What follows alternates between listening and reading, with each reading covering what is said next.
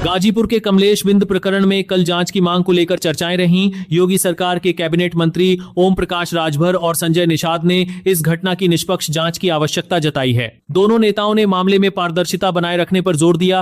प्रशासन के लिए इस स्थिति का आकलन करना महत्वपूर्ण है और सभी संबंधित पक्ष निष्पक्ष जांच की अपेक्षा कर रहे हैं। हाथरस में कल एक धार्मिक स्थल पर दुर्भाग्यपूर्ण घटना सामने आई। यहां हनुमान मंदिर के भीतर पुजारी के निधन का मामला प्रकाश में आया है। घटना के बाद स्थानीय पुलिस ने क्षेत्र में स्थिति को नियंत्रित किया और शव को कब्जे में लेकर कानूनी कार्रवाई शुरू कर दी है। ग्रामीण क्षेत्र में सुरक्षा व्यवस्था को लेकर प्रशासन सतर्क है और पुलिस घटना के हर पहलू की गहनता से जांच कर रही है। राम मंदिर में चढ़ावे से जुड़ी व्यवस्थाओं को लेकर कल प्रशासनिक स्तर पर चर्चा हुई। विवाद के बीच भवन निर्माण समिति के चेयरमैन रिपेंद्र मिश्र ने अयोध्या पहुंचकर ट्रस्ट के पदाधिकारियों के साथ बैठक की। इस बैठक में चढ़ावे के प्रबंधन और व्यवस्थाओं को लेकर कल प्रशासनिक स्तर पर चर्चा हुई की समीक्षा की गई। माना जा रहा है कि ट्रस्ट जल्द ही व्यवस्थाओं को और अधिक पारदर्शी बनाने के लिए आवश्यक कदम उठा सकता है। उत्तर प्रदेश सरकार राज्य के युवाओं के लिए एक नई योजना पर कार्य कर रही है। ग्राम विकास विभाग ने बेरोजगार युवाओं के लिए एक मसौदा तैयार किया है, जिसे जल्द ही राज्य कैबिनेट के सामने मंजूरी के लिए पेश किया जाएगा। अगर यह प्रस्ताव पारित होता है तो युवाओं को आर्थिक सहायता का बढ़ा लाभ मिल सकता है, जो उनके भविष्य के लिए सहायक सिद्ध होगा। लखनऊ में पुलिस भर्ती परीक्षा देने आई 2 युवतियों के साथ कल एक ऑटो चालक द्वारा दुर्व्यवहार के प्रयास का मामला सामने आया। युवतियों ने समय रहते विरोध किया और पुलिस को सूचना दी। घटना के कुछ ही घंटों बाद पुलिस ने सक्रियता दिखाते हुए आरोपी को हिरासत में ले लिया है। पुलिस का कहना है कि जन सुरक्षा के लिहाज से ऐसी घटनाओं पर कहीं निगरानी रखी जा रही है। जगत गुरु रामभद्राचार्य और आशुतोष ब्रह्मचारी के बीच सुरक्षा और व्यक्तिगत विचारों को लेकर कल चर्चाएं रहीं। आशुतोष ब्रह्मचारी द्वारा सुरक्षा को लेकर जताई गई चिंताओं पर रामभद्राचार्य ने अपनी बात रखी है। उन्होंने इसे अपनी और अपने उत्तराधिकारी की छवि से जुड़े विषय बताया है। इस मामले में दोनों पक्षों के बयानों को देखते हुए सामाजिक संतुलन बनाए रखने का आग्रह किया जा रहा है। कानपुर क्षेत्र के पेंशन भोगियों के लिए कल एक राहत भरी खबर आई। कर्मचारी भविष्य निधि संगठन ने पेंशन भोगियों को डिजिटल जीवन प्रमाण पत्र बनवाने की सुविधा उनके घर तक पहुंचाने का निर्णय लिया है। इसके तहत डाक विभाग के कर्मचारी अब घर जाकर भी बासिया मिलता है पेंशन भोगियों का सत्यापन करेंगे, जिससे बुजुर्गों को दफ्तरों के चक्कर नहीं काटने पड़ेंगे। कुल 87,292 पेंशन भोगियों को इस सुविधा का लाभ मिलेगा। खान सर और एक अन्य शिक्षक के बीच के विवाद को लेकर कल चर्चाएं बनी रहीं। शैक्षिक और व्यावसायिक प्रतिस्पर्धा से जुड़े इस विवाद में अब कानूनी प्रक्रिया के अनुसार जांच की जा रही है। हालिया घटनाओं के बाद यह मामला सुर्खियों में रहा। पेशेवर प्रतिस्पर्धा के बीच का विषय मान रहे हैं, जिस पर कानूनी विभाग अपनी प्रक्रिया का पालन कर रहा है। कानपुर में शिलापट हटाने को लेकर जारी विवाद कल भी प्रशासनिक चर्चा का विषय रहा। नगर आयुक्त के निर्देशों के बावजूद वहां शिलापट को लेकर स्थिति बनी हुई थी। स्थानीय नेताओं ने इस पर अपनी बात रखी है, जिससे प्रशासनिक कार्य में सामंजस्य बनाने का प्रयास किया जा रहा है। स्थानीय प्रशासन ने फिलहाल मामले को शांत करने के लिए उचित दिशा निर्देश जारी किए हैं।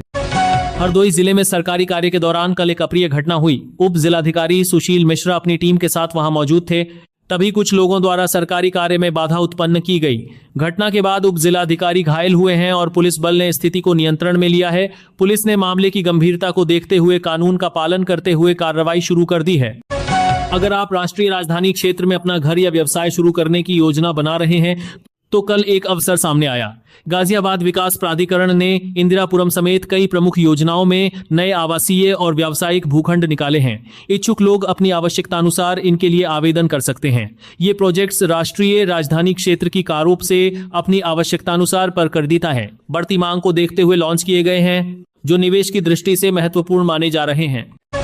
मेरठ में कल एक मॉडल ने शादी का झांसा देने और शोषण के गंभीर आरोप लगाए हैं। पीड़िता का दावा है कि उसे धर्म परिवर्तन के लिए विवश किया गया। पुलिस ने प्राथमिकी दर्ज कर मामले की जांच शुरू कर दी है और आरोपी की तलाश जारी है। कानून अपना काम कर रहा है और पुलिस इस मामले के सभी पक्षों का सत्यापन कर रही है ताकि निष्पक्ष न्याय हो सके।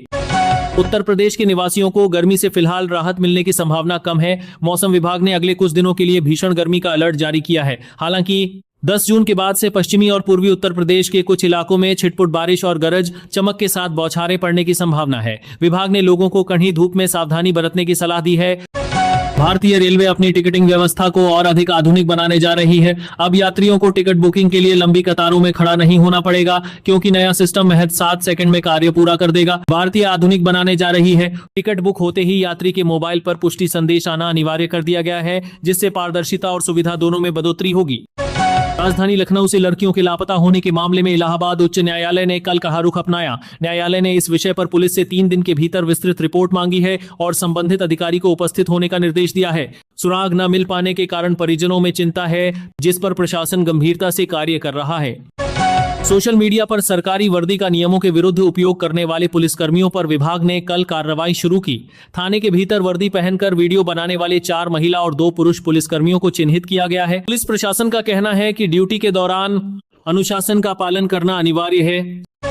प्रधानमंत्री किसान सम्मान निधि और राशन कार्ड धारकों के लिए सरकार ने नए नियम लागू किए हैं। योजनाओं का लाभ पात्र लोगों तक पहुंचाने के लिए सरकार ने डेटा सत्यापन की प्रक्रिया को और कड़ा किया है। जिन लोगों के दस्तावेज अधूरे हैं उन्हें समय रहते अपडेट करना होगा, अन्यथा उन्हें मिलने वाले लाभ में बाधा आ सकती है। यह कदम सरकारी योजनाओं में पारदर्शिता लाने के लिए उठाया गया है। वाराणसी में गंगा किनारे खुदाई के दौरान कल एक प्राचीन शिवलिंग मिला, जिसके 2500 साल पुराना होने का अनुमान लगाया जा रहा है। इस ऐतिहासिक वस्तु के मिलने से स्थानीय लोग और पुरातत्व प्रेमी उत्साहित हैं। भारतीय पुरातत्व सर्वेक्षण की टीम मौके पर पहुंचकर इसे सुरक्षित करने के काम में जुट गई है। यह खोज क्षेत्र के ऐतिहासिक महत्व को और भी अधिक रेखांकित करती है। ग्रेटर नोएडा में आवारा कुत्तों की समस्या बढ़ती जा रही है। कल एक घर के बाहर खेल रही मासूम बच्ची को कुत्तों ने घेरा, जिससे वह चोटिल हो गई। इस घटना के बाद स्थानीय निवासियों में सुरक्षा को लेकर चिंता है। प्रशासन से इलाके में इस समस्या को नियंत्रित करने और उचित कार्रवाई करने की मांग की गई है, ताकि भविष्य में ऐसी घटनाएं न हो। शामली के धर्मांतरण से जुड़े मामले में कल मुख्य आरोपी ने अपनी बात रखी है। उसने दावा किया कि यह निर्णय व्यक्तिगत आत्मचिंतन के बाद लिया गया है। वहीं दूसरी ओर उसके परिवार ने भी अपनी शिकायत दर्ज कराई है, जिस पर जांच एजेंसियां गंभीरता से कार्य कर रही हैं। मामले की संवेदनशीलता को देखते हुए जांच एजेंसियां सभी पक्षों की गहन पड़ताल कर रही हैं। मुरादाबाद में लिव इन रिलेशनशिप से जुड़े एक मामले में कल दुखद खबर आई। एक युवक के अचानक अलग होने से आहत युवती का निधन हो गया। इस घटना ने सामाजिक और व्यक्तिगत संबंधों की जटिलताओं पर विचार करने का अवसर दिया है कि जांच शुरू कर दी है और परिजनों से पूछताछ की जा रही है। सरकारी एम्बुलेंस के भीतर ऑक्सीजन सिलेंडर खोलने के लिए अनुचित तरीके का उपयोग करने का एक वीडियो कल चर्चा में रहा। मुरादाबाद की इस घटना ने स्वास्थ्य सेवाओं की कार्यप्रणाली पर सवाल खड़े किए हैं। मरीजों की सुरक्षा सर्वोपरि है, अत्यंत संवेदनशील है। वीडियो सामने आने के बाद जिम्मेदार अधिकारियों के खिलाफ जांच के निर्देश दिए गए हैं।